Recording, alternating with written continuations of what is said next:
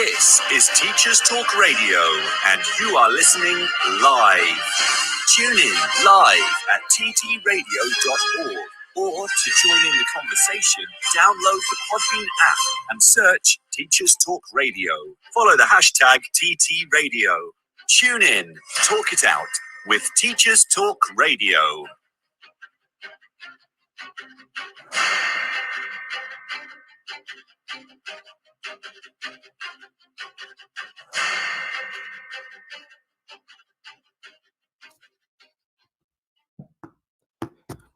Good evening. Welcome to Teachers Talk Radio. My name is Femi. Thank you very much for tuning in. Welcome to the Late Show with Femi Olade. Today I'm going to be joined by a very special guest who goes by the name of Hassan Olayemi.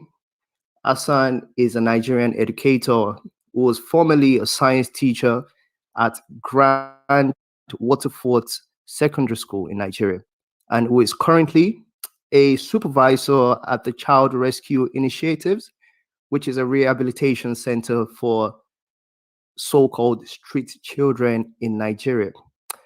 Thank you. I hope you tune in, you get involved, text, call. This is Teachers Talk Radio. This is my second episode. Hope I did quite well in the first one. I was quite nervous, I'm going to be very honest. But it was fun. It was really good. It was good. In the first show, I spoke to Dolapo Adeboye, who is a postdoctoral researcher at Cardiff University. And we spoke about a lot of things, mainly centered on mental health in children. And I actually got to learn quite a lot. So I hope to learn a lot today as well. It's going to be a great show. I think it's going to be a great show. Fingers crossed. So before we start, I would just, like to give a bit of a background on our guest today, and just say a thing or few, just one or two things about a guest. The guest's name is Hassan Olayemi. He's been a good friend of mine for a few years now, about 10 years. Let's say about 10 years. We've been good friends. So I met Hassan when I was in Nigeria, embarking on an internship, or what you would call an internship, and it was a really, really good experience. We spoke about so many things. We spoke about the British colonial rule, which is what we're going to be talking about today. And Hassan is someone that has got interesting opinions on British colonial rule. And the fact that he is an educator, is a secondary school teacher, I think that even makes it all the more interesting, in light of what is going on, in the public discourse in the UK today. A lot of talks. There's been a lot of talks on decolonizing the curriculum.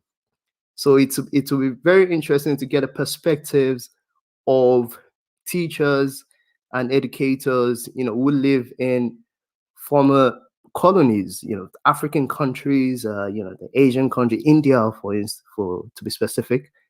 It will be very, very interesting to get their opinion on decolonization of the curriculum, on decolonizing the curriculum, because sometimes I get a feeling that that topic itself, decolonizing the curriculum topic, is somewhat isolated to what people in Western countries think. So there's just been an oversaturation of the opinions of Western educators and Western scholars on decolonization and decolonizing the curriculum. So it's been very refreshing to speak to Hassan today, being an educator, a secondary school teacher in Nigeria, and to listen to what he has to say about decolonization and about the legacies of British colonialism on education, secondary education in Nigeria. So yeah, I'm very much looking forward to it. I'm going to wait for 5 more minutes. Hassan will be joining us very soon, hopefully in the next 5 minutes. But before he joins us, I would just like to say a thing or two about what I've been getting up to, in the past couple of days. And this is actually linked. This is directly linked to what Hassan is going to be talking about. So, being a Nigerian myself, I think I've said that, several times already. Uh, there's been a lot of things going on in Nigeria that I'm not too pleased about. I'm trying my very best not to be politicized or to make any of this discussions it's a bit political. But there's for our listeners who are watching and who are not aware, Twitter has been banned in Nigeria. Yes, newsflash. Twitter has been banned in Nigeria, in the entire country. And it is now a criminal offense. It actually is a criminal offense, to use Twitter in a country, which, to the Western sensibility, that sounds actually quite crazy. Sounds crazy, for lack of a better term. It's for you if you want to, you can't go on Twitter if you live in Nigeria. We can't go on Twitter, without having to look over your shoulders. So people living in Nigeria now, they have to use a VPN to log on to Twitter. This is important because our guest today is actually living in Nigeria.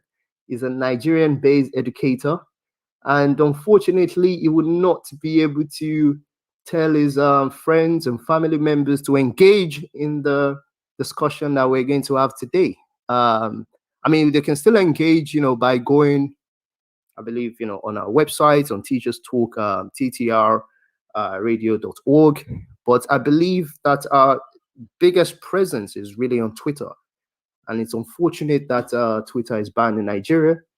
But yes, so that's actually, been one of the main issues occupying my mind in the past couple of days. Very, very unfortunate. And then, yes, I actually I had a root canal treatment. I don't know if any of our listeners is familiar with what a root canal treatment is. I'm sure people know what a root canal treatment is. I would like to know, if you know what a root canal treatment is, can you just put a message or put a text in the live chat so I don't look stupid or sound stupid? Yes, I had a root canal treatment a couple of days ago. It wasn't as painful as I thought it would be. It was very uncomfortable. Not a pleasant experience, but it was not painful. Yes, so that root canal treatment, Twitter ban in Nigeria, these are the two main things that have occupied my time and my mind in the past couple of days. So I would like to, I'm going to wait about, let's say, 2 more minutes to see what or when our guest is going to join this discussion. I'm going to check up on him now. I just hope that he's not having problems logging into Podbean, because like I said earlier, Twitter has been banned in Nigeria. There are so many restrictions to using social media and to using the internet in Nigeria, which is quite unfortunate. But I really hope that is not going to affect this what I think would be a fantastic discussion today, with Hassan, a very good friend of mine who was a secondary school teacher in Nigeria. I'm going to check on Hassan to see if everything is going well. But yes, I really implore people to ask Hassan questions. I would like to. I know Teachers Talk, there's a lot of emphasis, in Teachers Talk, there's a lot of emphasis on the experiences of teachers living in the UK. But I think this discussion is going to be quite unique in that, we will be touching on the experiences of teachers who are living in a country. Oh, yes, Hassan is with me. Hello? Hello? Hassan, yeah. You're on air. You're live on air. Okay, thank you. Good evening. Good evening. It's about 10:12 right now in the UK. I believe I believe we're sharing the same time. Yes, exactly. That's 10, 12 years. Okay, is it 10:12 in Nigeria? Yes, it's 10, 12 in Nigeria. Am I audible enough? Are you hearing me clearly? Yes, yes. I mean, if you can speak a little bit louder, I think that would be great. So can you Okay. yes. Okay. How about this? Yes, yes. I think this is I think this is quite audible. This is audible enough. I would really appreciate if one of our listeners can just put a message in the chat, just confirming that they can hear everything Hassan is saying, confirming that it is audible. But yes, you can keep talking. I wanted to do an introduction for our listeners, but I was waiting for you to join us, because I believe that I wouldn't do justice to your incredible career in education in Nigeria if I do your introduction. So I would want you to actually do that introduction, because I know that you've done a lot in education. All glory to God. I had experience in teaching in a private school for 2 years before I joined this organization, the Child Rescue Initiative. So I can say that teaching in Nigeria is a very, very, very good job, and the one that is a job that you have a lot of experience about children and about students learning here too. Yes, yes. Thank you very much. I'm sorry to cut you short, but if you don't mind, can you please start by telling us what you did at university, just your path, your career path into teaching in Nigeria, because a lot of our listeners, they are based in the UK, and they're not really familiar with the trajectory of teachers and the career path that teachers have to take uh, in other countries, in African countries to be particular. So in Nigeria, if you want to be a teacher in Nigeria, can you tell us, how how you go about it, and how you went about being a teacher in Nigeria? Yes, after obtaining my BSc in the university, so I applied for teaching, and for you to be a teacher, you have to be a graduate. You have to be a graduate. So I graduated from the university. I studied plant biology. So I was able to teach biology and chemistry in a secondary school after my my education at the university. So the first thing you have to, have before you can teach in Nigeria is you have to go to the university or a college of education. So that was what I studied in Nigeria. I studied plant biology, so I was able to teach there. So, so that's a short Yes. yeah. Yes, thank you very much for that. And so Yeah. after you did you completed your education, your undergrad, Yes. I believe it was a BSc, and then I Yes. believe you also did a master's degree. You did a master's degree. Yes. Great. Yes, I had a master's degree in the same field of plant biology. Which was in biology, right? Yes, yes. Great and fantastic. And after that, did you have to do any other qualification? Did you have to go through any other, like I mean, I know that there's a compulsory 1 year course. Well, it's not really a course, but they call it, it's like an internship. I'm talking about the NYSC now, the Youth Corps, the National Youth Corps. Yeah, yes, that is a general thing for every graduate in Nigeria. you must participate in the National Youth Corps. So after you graduating from either university or polytechnic, you have to participate in the National Youth Service Corps. So I did that too, and it was 1 year. So after then, I went for my master's. So after the master's, I applied for teaching job. So teaching in Nigeria, when you apply, you have to write exams. So that is the written aspect of you write a test. So after writing the test, you have to do a physical practical. You'll be taken to classroom where you have to you have the principal watching you. So you have to teach for like 30 minutes or 45 minutes. You will see how you can actually put this information into the head of the children. So students rather. So that is how teaching job is got in Nigeria. So basically different schools set standards, different exams. So they have standards for different ways of conducting their interviews. Yes, yeah. Yes, thank you very much for that very brief introduction, because I think it's important for our listeners to really understand just how unique the trajectory or the path that teachers have to take in Nigeria, because most of our listeners, like I said before, they are familiar with the British system, but not so much with the African system.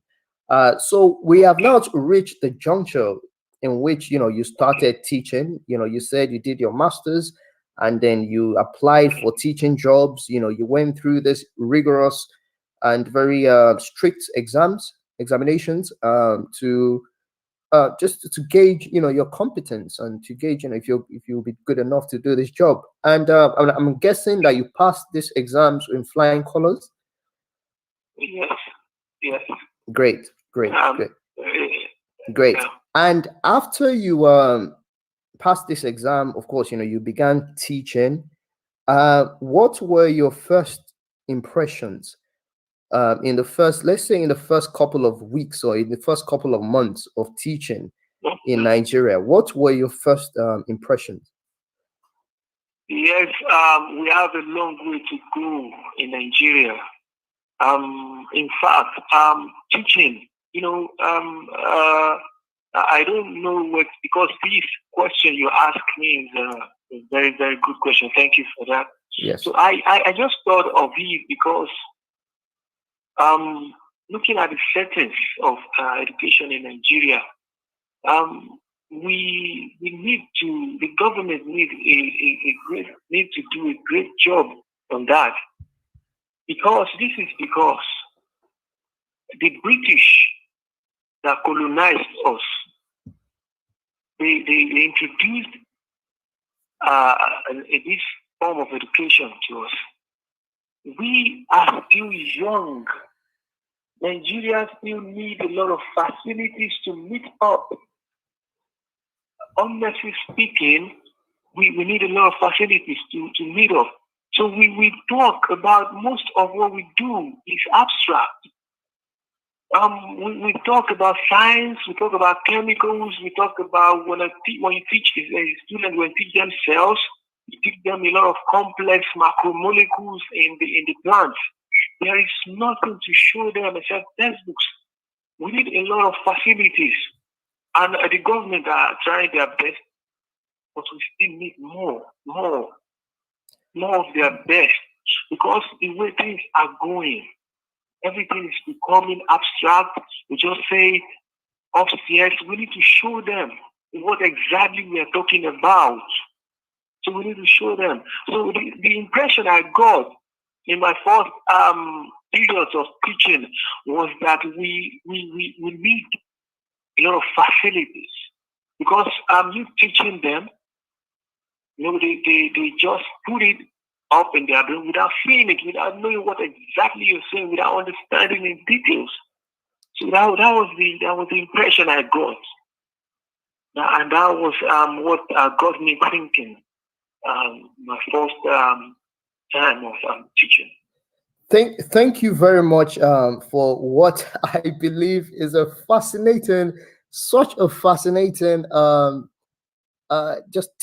fascinating take that you've just given. Fascinating Okay. perspective. Is a fascinating perspective, and I say that for so many reasons. But Okay. I'm going to be very succinct. I'm going to be very straightforward and succinct. Uh, Okay. so fascinating. Why did I say that? Well, Okay. there's been a lot of discussions in Britain and in Okay. America as well. But specifically in Britain, in the UK, there's been a lot of conversations in the UK about Yeah. about decolonizing the curriculum. Okay. So decolonizing the curriculum is something that I personally know that people living Okay. in African countries are not familiar with, because I've done a lot of work on this. I've done a lot of Okay. research. My current job actually at the University of Leeds, entails Okay. decolonization. That's my current Wow. job at the University of Leeds, and I've done Yeah. studies on decolonization, and I feel like Wow. I personally feel like, from the studies I've done and from the books I've read, that there's a disconnect in what Okay.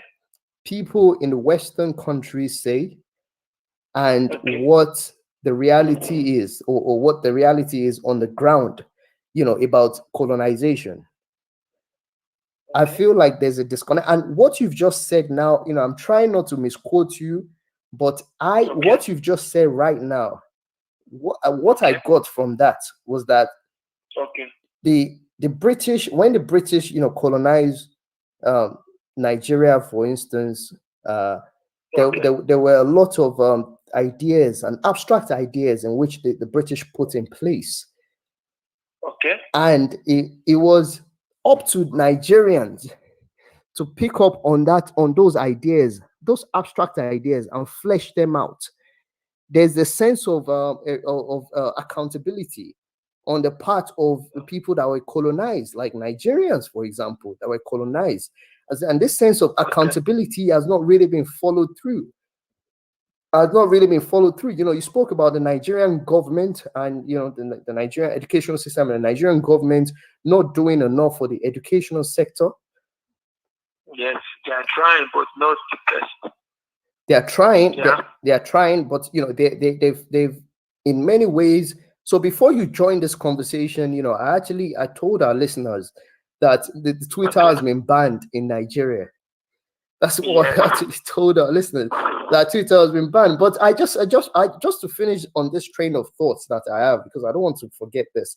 I Okay. think that is in all the conversations that we have in the UK, in Western countries, on Okay. decolonization, on decolonizing the curriculum. I think these Okay. conversations need to listen to what people like you have to say. We need to consider Okay. what uh, teachers in former colonies, so-called former colonies, teachers in African Okay. countries, teachers in India, Okay. teachers in Yeah. other parts of the colonized world. We have to listen to what you people say on colonization and decolonization. Okay. And what the sense that I got from what you said right now was that, I mean, I correct me if I'm wrong, was that the Okay. British colonization itself is not this monster. The British colonial rule is not this monster that we in the Western world are trying to make it out to be. But correct me if Yeah. I'm wrong. I want to actually talk to you about this as well. So Okay. what in terms of the educational system and the legacies on the Okay. educational system, what are your opinions on British colonial rule? Okay. On the education. Yes, in Okay. terms of education, yes. Yes. You see, the language is. Thank you very much for the question. It's a very good one. You see, the language in which that in which the British in gave the education to us. The language is another great factor that we have to consider. You see, as a science teacher, as a person that has experienced in science, in teaching sciences in Nigeria, I've come to realize that it is so much easy to teach in a mother tongue. Even science, teach science in a mother tongue than teaching in English. It is not that English language is a bad thing. It's a good thing. It has its own advantage in the sense that you can be able to speak with people of different tribal language. You can communicate with them because it's the official language. But let's come to think of it. The disadvantage is that there are some areas in Nigeria whereby there's no expert to take the English aspect, not to talk of teaching sciences in English. Hope you understand what I'm saying. Yes. Yes, in some the facilities. That was why I mentioned the facilities first, because the British that gave us this education, they were not able to monitor it up to the point that it is very successful. They left us with it. We were struggling with it, and we still have a long way to go. So I believe we should. That was why I said a lot of things we teach ourselves is abstract.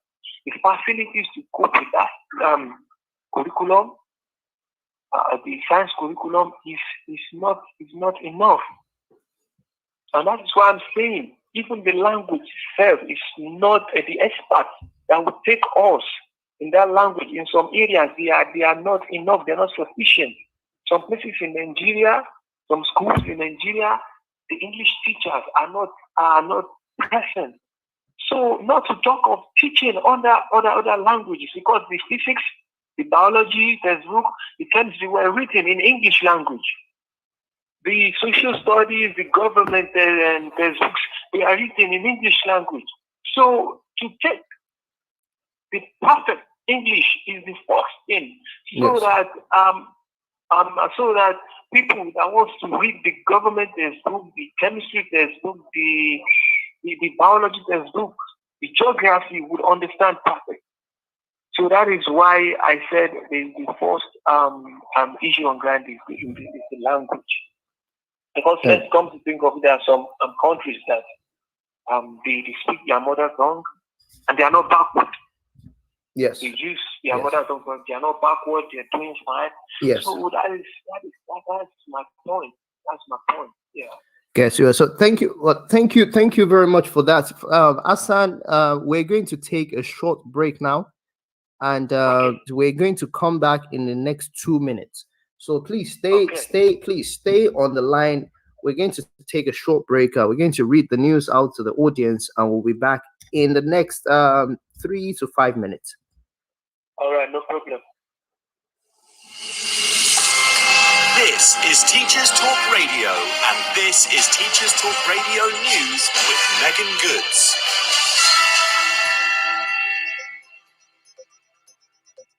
This is your latest Teachers Talk Radio News.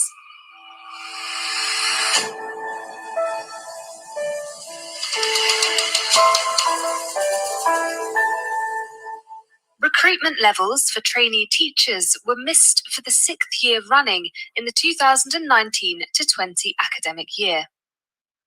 Following the last year, however, they are expected to increase, with the Welsh Government believing the pandemic has highlighted the importance of the profession. A government spokesman said, "Current trends suggest the pandemic has helped to highlight the vital role played by teachers, and more people are choosing to start teacher training." Senior Policy Officer for the NEU, Mary van den Hovel, also said she believes lockdown has helped the image of the profession, but that it was too early to know the exact impact. In 2019 in Wales, only 465 secondary trainees enlisted of an allocated 1,006 spaces.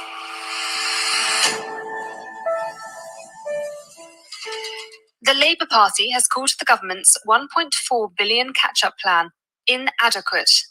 The Shadow Education Secretary, Kate Green, said she was shocked at how little the plan contained, describing it as a betrayal of our young people, and stated that Kevin Collins's resignation makes it clear that the government's education recovery plan is totally insufficient to help every child bounce back from the impacts of the pandemic. The Labour Party is seeking a U-turn on the policy, testing government backbenchers with an opposition day debate this Wednesday in the House of Commons.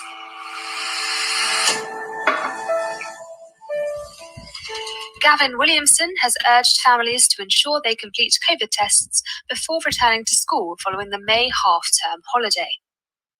More than 50 million lateral flow tests have been taken by students across England since January. Williamson said he was hugely grateful to the families, students, and all those working in education for their role in making it happen.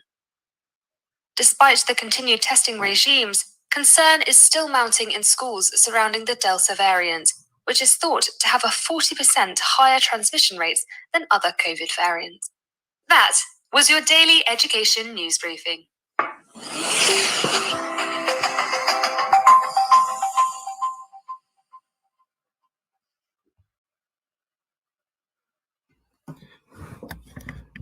Welcome back to the Teachers Talk late show with Femi Owolade. Today I am speaking to a special guest, Hassan Olayemi from Nigeria. Yeah. And we have been having a fantastic conversation about the British colonial influence on secondary education in Nigeria. We are going to go on to our next topic now. For all the listeners who are just joining, if you have any questions about British colonial influence on secondary education in Nigeria, just put the question in the chat box, in the discussion box, and Hassan is going to be more than happy to answer the question. But I'm afraid we have to move on to the next topic now, which is tied to the job that Hassan is actually doing right now, the social work in Nigeria, the approaches to rehabilitation in Nigeria, rehabilitation of children that have been exposed to drugs and sex at an early age. Before we delve into this topic, I want to state and to stress that some of the things that my guests will be talking about, the viewers and the listeners will find quite distressing. So I have to say that discretion is advised. Viewers or listeners, discretion is advised, because Hassan will be talking about some things that are quite distressing. But I want to engage Hassan in this conversation because it's something that is rarely spoken about, and it's something that Hassan is an expert in, because that's where he works right now. He works as a supervisor at a child rescue initiative, which is a child rehabilitation center in Nigeria. So Hassan, can you give us a very brief, introduction as to how you made that transition from, secondary school teaching to working in social care or social work, to doing the social work? Yes, thank you. I used to have a friend, a colleague, that we were teaching together in the secondary school. So it was a part-time teacher there. So he was studying me, and he told me he works part-time then at a child rescue initiative where they rehabilitate orphans and vulnerable street children. So he told me if I can work with them part-time there. It's a very good work, and it's a career that gives life. So I thought about it, then I gave it a try. So I quit, later quit the teaching job because I discovered this rehabilitation is indeed a very powerful job. It's a work that changed lives. So when I started working with them, I discovered there are some people that really need help. It is not all about money alone. It's about who to talk to. It's about who to share their thoughts with. It's about a lot of things. It's not even about physics or chemistry or English language. This time it's about life. This is about there are some people that really need to talk to people. They are close to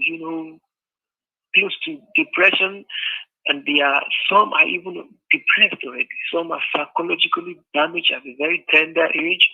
Some are exposed to a lot of bad acts, and they see it as a way of survival, which is something that is abnormal in outside the world.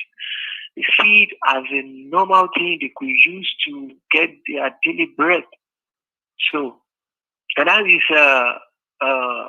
why I decided to work full time with the rehabilitation center, and we're able to work with the Ministry of Women Affairs, whereby we get vulnerable children, some street child that has been on the bridge or somewhere, sleeping homeless, somewhere, a very small child. So we provide a shelter for the child. We'll talk to him. We look for what is the major thing that is bothering him. We put him in school. We run a medical test for the child. So in collaboration with the Ministry of Women Affairs, I think we have been trying our best, and there are so other NGOs like that, like our child rescue initiatives that are really doing a good job in changing lives of our street children, putting them in school, and giving them new beginning. So I think that's a brief introduction of what I do now, sir. Yes. Well, thank you very much for giving that very brief introduction. Even though it was brief, there are so many things that I would like to pick apart. So many things that you said. I would like to, just ask you to expatiate on, because I find it very, very fascinating. Like I said before, a lot of these things are distressing. They're going to be very distressing for some of our listeners, so things like you said about children being exposed to sex and drugs at such an early age and being depressed and going through all sorts of damaging things, it's very, very distressing to know that these children have no family or no backbone, social backbone or social base, to assist them, and that that your work, your NGO organization has to intervene in their lives. So that itself is very, very damaging. But I would like to, I suppose the first question I would like to ask, something that I want you to just expatiate, just speak on a little bit, is the aspect of how you spot these children that you help. Like, how do you spot them? Like, how do you find them out? How do you fish them out? Yes, that's a very good question. Thank you. We get them majorly by two ways. The first one, there is an operation the Ministry of Women Affairs carries out. This operation is that they go in conjunction with the civil defense or the Nigerian police, or immigrations. They go to hideouts under bridges. They go to slums where naughty or homeless children where they sleep. So they have a younger children that those big boys, scouts, that they use for odd jobs. They send them around, they send them to cook for them, they send them to go and steal maybe, they send them odd jobs, they make them wash clothes. So they use them too. How does those younger ones get there? Those younger ones get there through maybe poverty, maybe maybe the parents could not take care of them again, and maybe they start working on something they run to the streets to obtain things from people. So through that they take them into the slum, they start initiating them exposing them to different things. So at times it might be death of parents. The parent dies, children might just be wandering about, and at times it might be broken homes. Broken home when the parent and the mom and the dad are not together. They separate, and due to lack of care, the children will be moving about.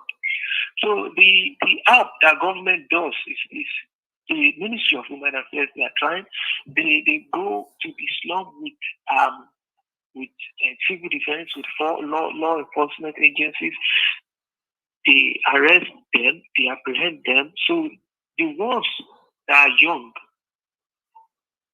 they call the NGOs, we NGOs. There are so many times they will call us, the child rescue initiatives. So we appear to them. So they give us, and we will talk to them. We'll interview the child. We look at the age range, because we have our policies too. We have age ranges that we take. So when we take them in, we'll do medical checkup. We'll do a short aptitude test to know the class in which you can place them in school. So that's what we do. So and again, the ministry, the elder ones that they know they can't put in homes, maybe the ones that are already 18 or more than 18, they find a way to empower them.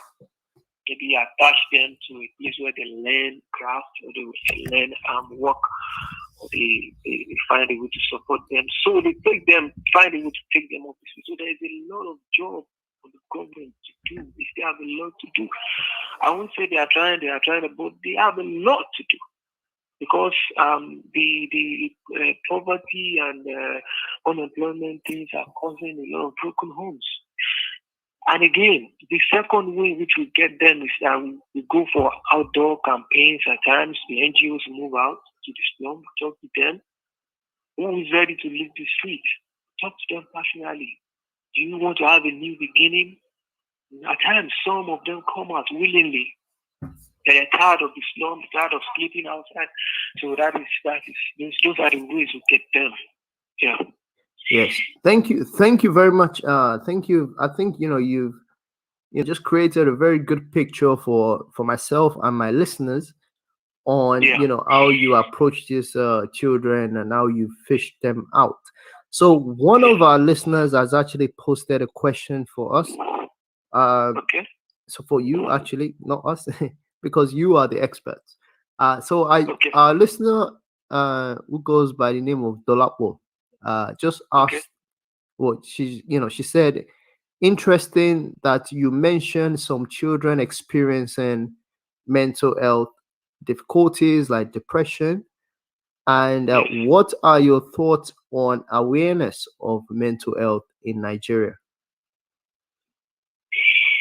Yes, we actually, we can't do all.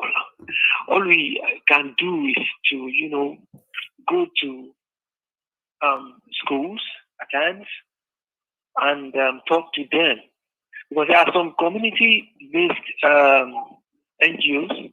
They are not shelter-based like us. There are some community-based that does that work. They go to schools. They talk to people on the street. They actually tell them how delicate it is for them to remain on the street, how dangerous it could be for them to remain where they could be exposed to something that would damage their mental health. Because I don't know how it will be for a child of a very tender age, like 6, 7, taking hard drugs. They see it as a normal thing. So the community-based NGOs and some other ones, they are trying. They're making campaigns. They are going around sitting the slum, supporting them, because there are some that goes to the slum to give them support, goes there with clothes, goes there. They are not shelter-based. So when we shelter-based goes there, we completely rescue them from the slum. So that is what we can do now. Yes, yes. Thank you very much for that.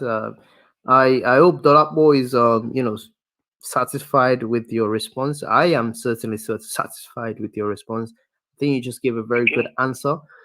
And I think it's important that we've finished this conversation on a positive note. You've been talking about some things that are very quite distressing, things that quite sad, to be frank. And so I would like you to just give us a brief account on just the outcome of the work that you do. So the success stories. I know you, from the conversation we had before, that you told me that there are some success stories, that your intervention has led to or caused. So can you just give the listeners just a bit about this success stories, please? Yes, thank you. That's a very good one. You see, like I said, it is not a very easy job like that. So we have stories. Some people are just too addicted to the street, that when you get them, when you rescue them, there's something called trigger sensations. I don't want to go into there deep into so I just want to digress a bit. When that trigger sensation comes, it might be as a result of a circumstance or something, or remembrance or something, or an effect. They will just want to go back to the street. But we have some that is stayed. They don't want to go back there. They focused on sport and education and all the activities we have been taking them through. We have some that will take chess, and they play chess competition, like I told you. I can proudly tell you, I have like 6 of them that won gold medals in competitions. Wow! That's actually a very, very inspiring story. News. Going from a so-called street, child to becoming a champion in chess. Yes, it's an amazing story. It's an amazing story. Yes, it is. It is whereby we have some that return to the street and they don't want to come back. It is sad. It is of mixed feeling, because when you remember them, you can't save the world. And that is exactly what other NGOs too are experiencing. Because, the year they spend on the street is not easy to erase those things. But the ones that you were able to give a new beginning by the grace of God, they are flourishing, they're doing well. Like I said, we have some that are doing very well in their school, performing very well in mathematics, taking best position, the first position in mathematics. So we have some that they chose in school as a school pastor, a child that have been exposed to drugs and different things. Became somebody they chose as a school pastor. Becoming a cleric is something that is inspiring. I have saw one of them too that was chosen as a timekeeper, an accurate timekeeper, that has the school bell and the watches and everything in his custody.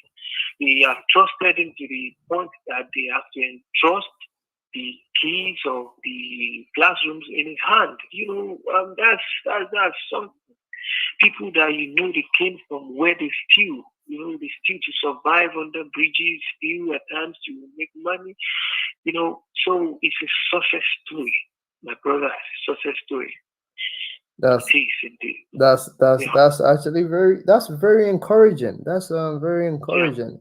It's very difficult. I know you've tried your best to really explain just how how difficult things are in Nigeria, in every aspect of life. You said a lot about the educational aspect of life, but in every aspect of life, things can be very, very difficult. And I'm not sure if our listeners will really appreciate, what you're saying now, but I hope they do. I really hope that they do.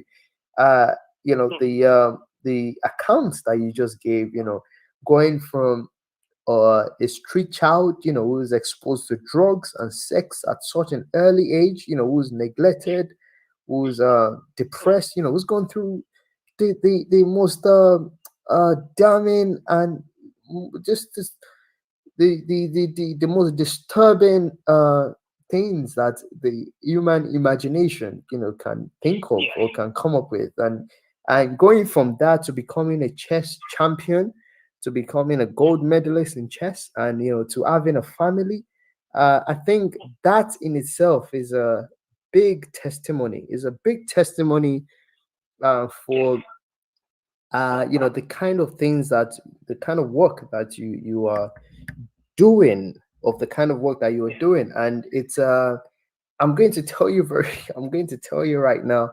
I'm not sure if I've said this to you before, but I actually admire you. I admire the work. I have so much admiration. No, I really do. I have so much admiration for you.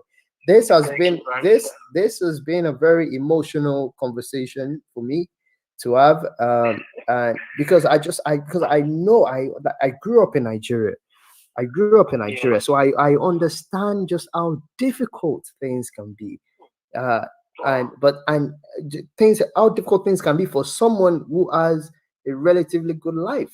When I was growing up in Nigeria, I had a relatively good life.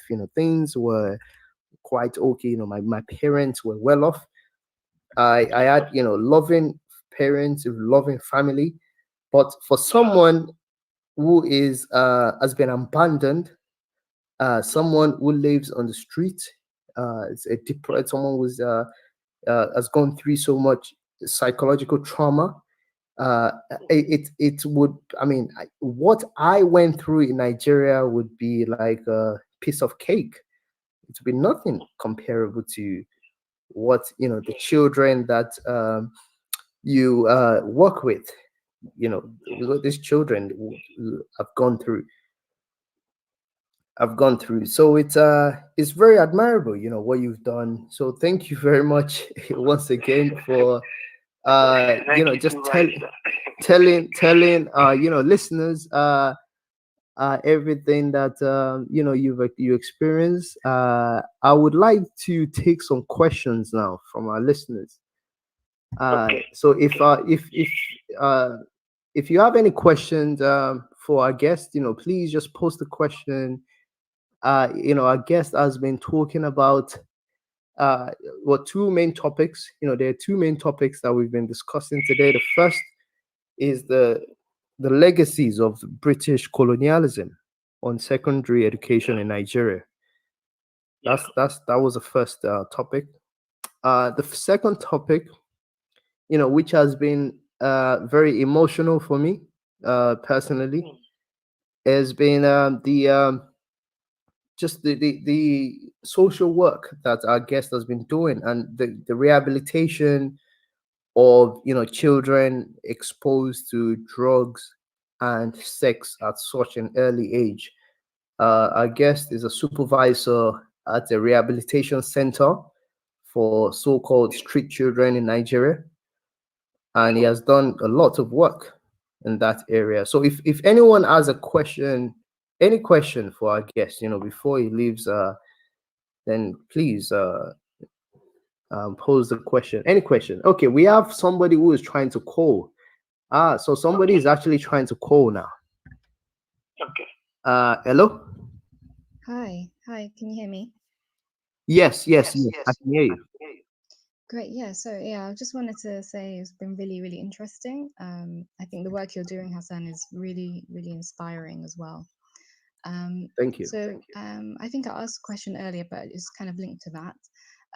So just about when you mentioned about the lack of facilities, and I'm just wondering if you think that might be linked to kind of the lack of understanding of the importance of these, outreach projects. So in terms of like the impact of psychological trauma and, the lack of understanding of mental health as well. Do you think that that might be like a barrier to, having the funding to have these facilities to help more children in more areas? Yeah. Hello? Did you get a question? Did you get a question? Can you just help me rephrase it so that I can? Yes. Thank you, Dolabo, for asking that question. But can you rephrase that question? Just make it a bit shorter. Yeah, sure. So really, it's just about because Hassan mentioned about the lack of facilities, that they need more facilities, so more support. And I'm wondering if the fact that they don't have enough support and enough facilities might also be linked to a lack of understanding of the importance of mental health and the things that these children are going through.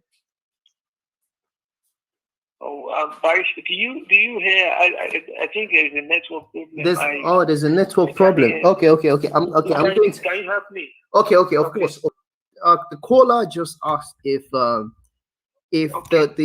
lack of support that these children have in terms of like mental health support and stuff in Nigeria, is that as a result of a lack of understanding of mental health issues and a lack of awareness of mental health issues in Nigeria?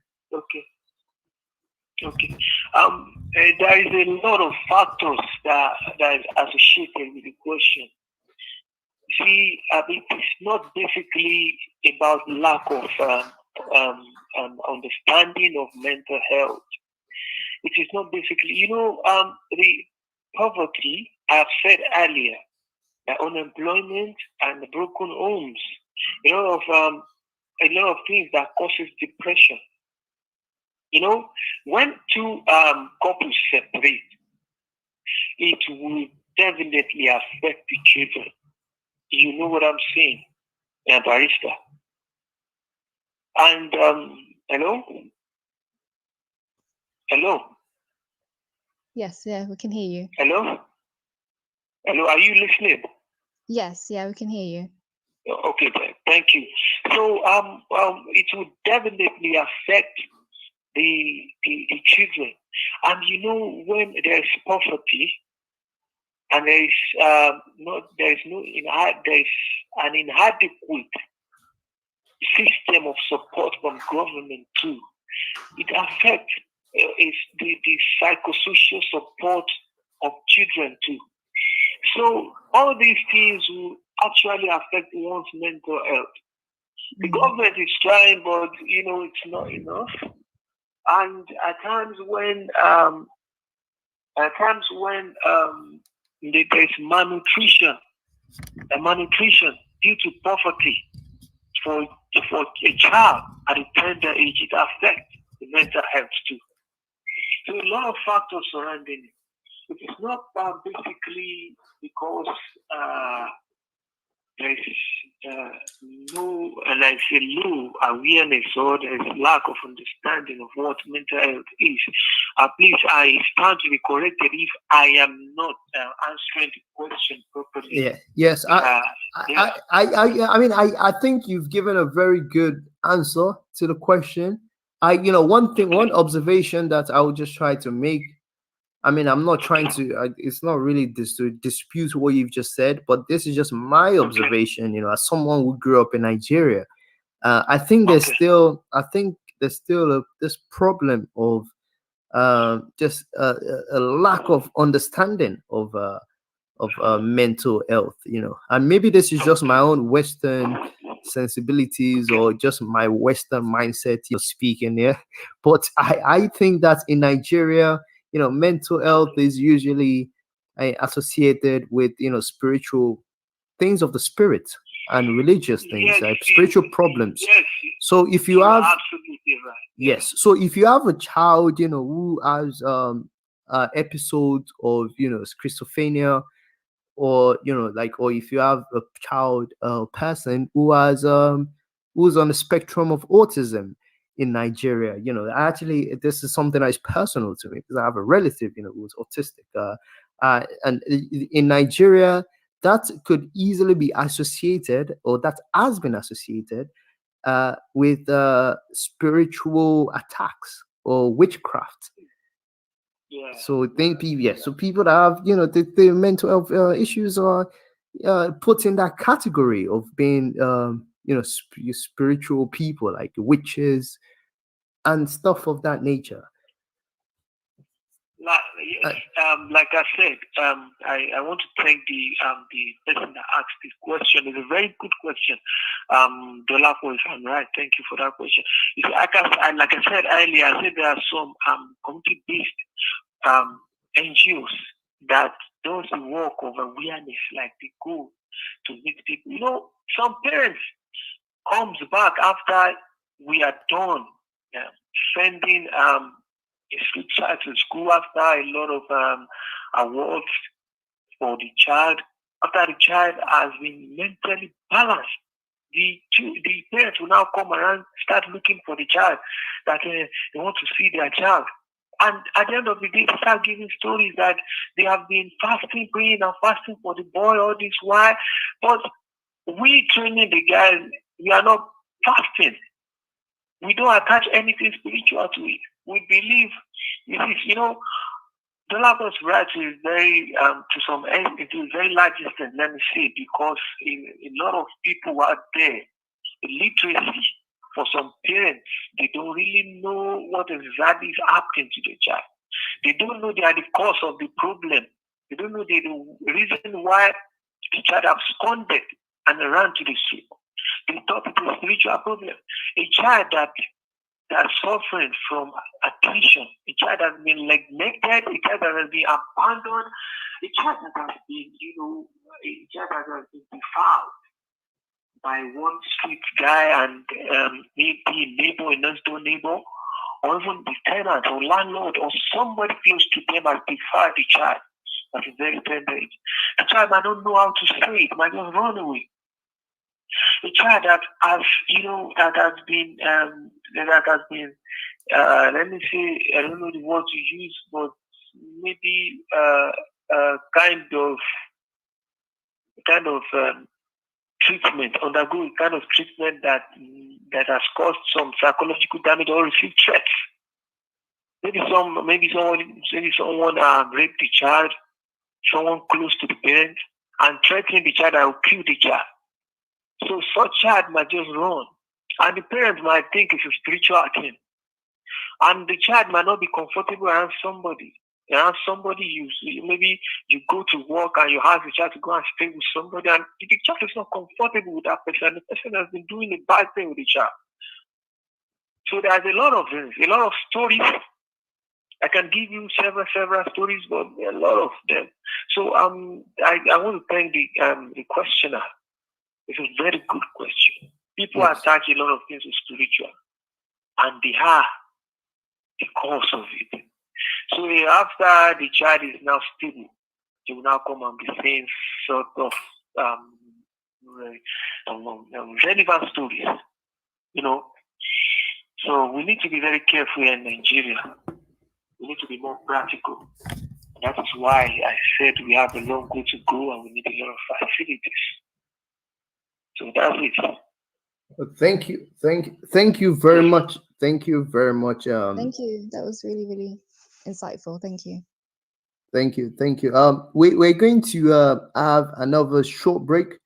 It will be a very short break, and then when we come back, we can just give our final thoughts. You can give your final thoughts on, all the things that you've discussed today. And if you want to add anything, of course, you're more than welcome to do that. But we're going to have a very short break right now. Yep. Okay. All right.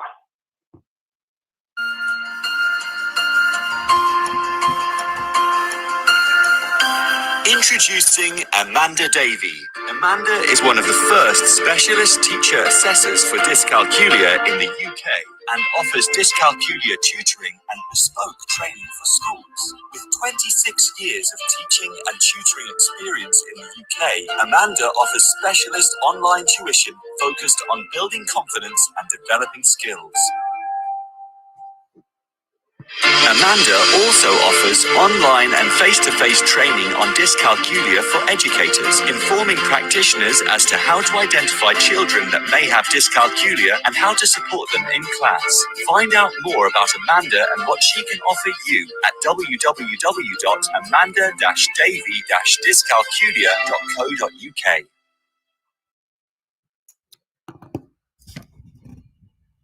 Thank you very much to our guests and all our listeners. This is the Late Show with on Teachers Talk Radio with Femi Owolade. I'm joined by a special guest today, Hassan, who's calling me from Nigeria.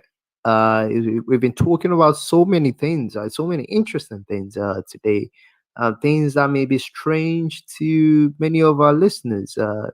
Things that particularly pertain to education in Nigeria. We've spoken about the colonial legacies, the British colonial legacies. As you know, some of you may know, Nigeria was colonized by the British. So the Nigeria of today, pretty much every facet of the Nigerian life in 2021 is a caricature of Victoria, England. It's we colonized just after the Victorian era, from the 1901 to 1960. So Nigeria is a caricature, unfortunately, of Victorian England. We've been talking about the legacies of British colonialism on the secondary educational system in Nigeria. And we've also spoken about the attitudes to mental health in Nigeria, the attitudes to mental and awareness of mental health in Nigeria. I'm going to give my guest an opportunity to give a closing statement now. So Hassan, over to you. Can you just give a closing statement, say anything that you haven't touched on during our conversation? Yes, I think I've said some satisfying things according to me in the first topic. I would just like to do a closing form of speech for the second topic. What I just have to say is that we need to pay attention to the younger people, because they are actually the tomorrow of the world. Don't let me say tomorrow of the country, of the world. Because now we are getting old and will be replaced, whether we like it or not, by the younger ones. We have to take care of them so that they won't spoil whatever we have built. So the younger ones need a lot of care. They are delicate. They are the ones that will grow and ripe and be strong tomorrow. So we have to pay a lot of attention to them. There is a lot of champion in the street, a lot of brain, time in the street, a lot of talent wearing on the street. There's a lot of people that are good, a lot of clerics there, leaders of tomorrow. They are being abandoned, maltreated, defiled. Imagine a leader of tomorrow, they're there, hungry. You just have to think about it. Just have to think about this one more time, because we won't live here forever. We'll be here forever. So I just want to round up. It's time, so I don't know if Uh, my barista will free me thank this no, time. thank you very much. That is that's a great that is such a great way to end this discussion.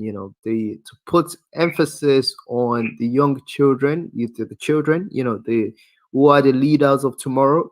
That's Yes, something that we say in Nigeria. I don't know if our listeners who are in Britain, most of them are in Britain, if they're very familiar with this saying, that yes. leaders, the children are the leaders of tomorrow. That song, that I don't want to sing now because my singing, my singing is very bad. Like as well, I'm still going to do it. I really hope I don't embarrass myself. So that song, like like parents, listen to your children. We are the leaders of tomorrow. Try to pay our school fees and give us our education. Yes, that's a song. Yeah, I have a decent memory. So that's a song that we all sang in secondary school, in Nigeria, and that song has a special place, in my life, in my mind. It's just so important, and it goes back to what I guess is trying to say that the children are the leaders of tomorrow, and there should be so much effort into grooming them and to leading them on the right path, and that's one thing that I guess has been trying to do with his work with this rehabilitation center. Yes. So this has been a fantastic conversation. Thank you very much. It has really, really been good. I hope our listeners have learned, a thing or two about Nigeria.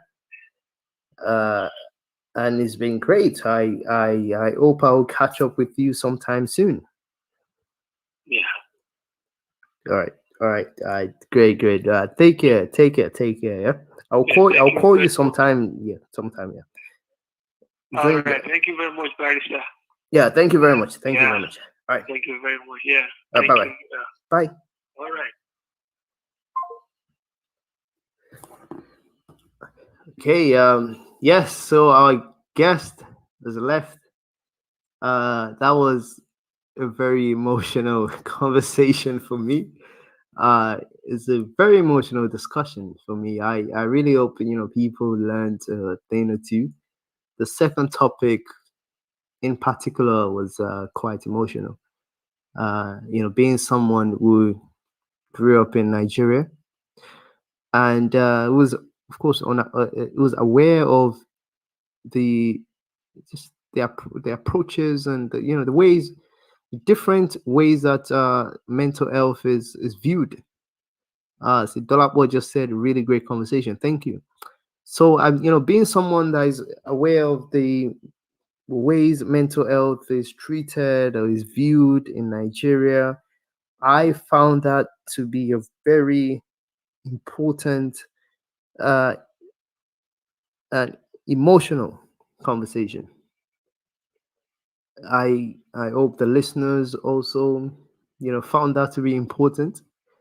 Thank you very very much.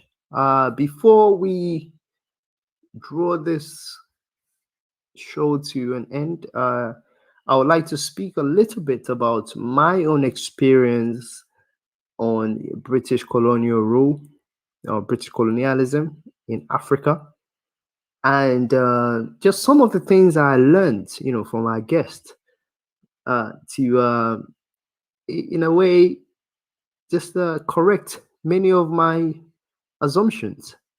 I'm very glad that I actually have this conversation with Hassan today because even though I've undergone a PhD in British colonial rule in Africa, there are still some assertions or some theories that I actually held, that I have, or that I had. which have been uh, just rubbished, for lack of a better term. They've been rubbished by, Hassan. I think it's always good to have someone, who's on the ground. I was doing a PhD on Nigeria from the United Kingdom. I completed my PhD at King's College London, and a lot of the materials, the primary sources I was dealing with, or that I was handling, when I was doing my PhD, were sourced or retrieved from the National Archives in the UK. I mean, I went to Nigeria for a couple of months to interact with people there, but a lot of the sources that I got, were from Britain. These were British sources.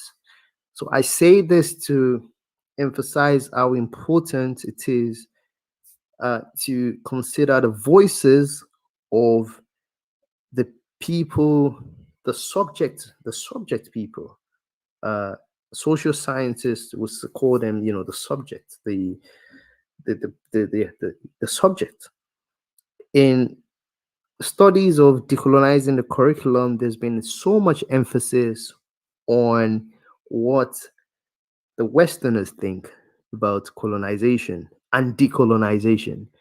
What Western scholars, scholars in Britain and America think of decolonization, without engaging the scholars of the former colonies. Former colonies being, African, African scholars, uh, scholars of India and the colonial parts of the world. The scholars, it seems like they've just been neglected. What Hassan, just told us, if you're just joining us, or if you joined us relatively late, I would implore you to play back this conversation and listen to the first, I would say, 15 minutes of this conversation. Because Hassan had some insightful things to say about the legacies of British colonial rule in Nigeria. And at a point, from what I got, what I personally got from what he was saying, is that a lot of the problems on British colonial rule, I really hope I'm not misinterpreting our guest, but from what I got from what he was saying, is that a lot of the problem on British colonial rule is contingent, or is down to the fact that the former colonies, so Nigeria, to give an example, Nigeria uh, had not developed many of the concepts and abstract concepts. I remember, our guest used abstract. So when our guest was speaking about the educational system introduced by the British to Nigeria during the colonial period, there was this emphasis on this abstract, the abstract concept terms on science that were introduced by the British, that were not indigenized by the colonized populations, the Nigerian population. And that exactly is a root cause of the problem. This indigenization, or failure to indigenize the abstract terms and concepts that have been introduced by the British colonial, in quote, masters, so-called masters. That's what we call them in Nigeria, colonial masters.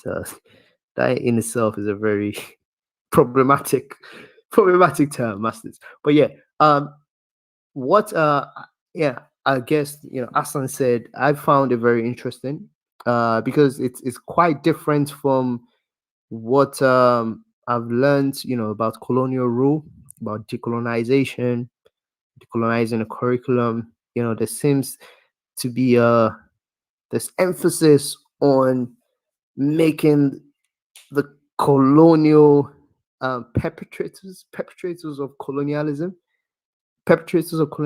Britain, for example. Of course, there are like different European countries who perpetrated colonialism. France, of course, is another major one. Spain, Portugal, so on and so forth.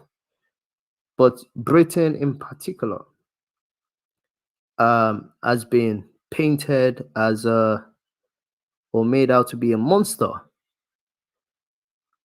by a lot of this woke. I have nothing against people that subscribe to this, the woke movement. I have nothing against them, but there's just a tendency to obscure and obfuscate the history of empire, British Empire, and colonialism for the gaining cheap political points for the sake of just gaining cheap political points, because that's the problem in the public discourse of today. It seems like the popular thing is just to be against the yes to be against the British colonial, the symbol of colonialism, British colonialism. Yeah, thank you very much to all our listeners who have just joined. This is a late show with Femi Owolade. I really wish I could talk a bit, talk a lot more about this colonialism, because this is my topic. I did a PhD in British colonialism, but I'm afraid I'm going to just rumble and just speak about things that are not related to what this radio show is about. So thank you once again. I implore everyone to join me in my next show, which is going to be next week, 10 p.m. to 11:30 p.m. So I would see you next week, and have a great week. Thank you very much. And of course, yeah, one last thing that I actually failed to say. So Hassan, who has been giving us his account, brilliant account of things is done in Nigeria, as is all actually under restrictions, Twitter restriction. I think I've actually said this before, but for the benefits of people who are just joining, Hassan is not able to engage in this conversation on Twitter, because Twitter is banned in Nigeria. Is every time I actually say that or think about that, it's so ludicrous, so absolutely ridiculous. Twitter is banned in Nigeria, so unfortunately, Hassan could not invite his friends, his followers to engage in this conversation on Twitter. Yeah, so I just thought I'd mention that before we end this show.